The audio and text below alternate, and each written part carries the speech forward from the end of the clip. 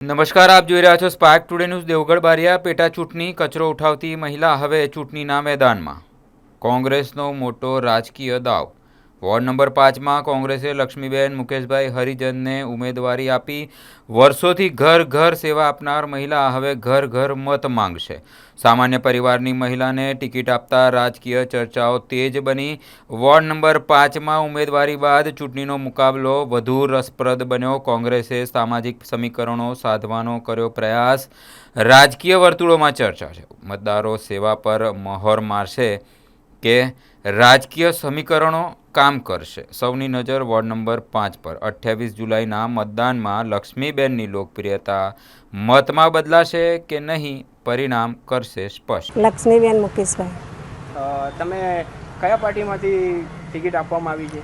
કોંગ્રેસ પાર્ટીમાંથી. તમે ડેલી સવારે અહીં ડોર ટુ ડોર કચરો લેવા માટે આવો છો? સવારે 8 વાગે આવીએ છીએ કચરો લેવા ડોર ટુ ડોરમાં. હા.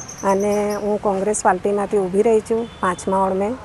અને આજ મારા ટાવર શેરીમાંથી બધા સેવકો છે એમની હું નિમંત્રણ કરું છું.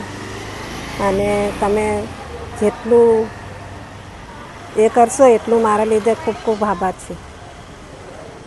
આજ વિસ્તાર લાગે છે? હા, આજ વિસ્તાર લાગે છે. કયા વિસ્તારમાં કચરો લેવા જાઓ છો? હું લાલા પાર્ક, મિત્રમિલ સોસાયટી, ટાવર શેરી, સુતારવાડો, કન્યા શાળા અને મોતીપુરા, ખોસફળિયું, ચોગનિયા મારા 5મો વોર્ડ છે.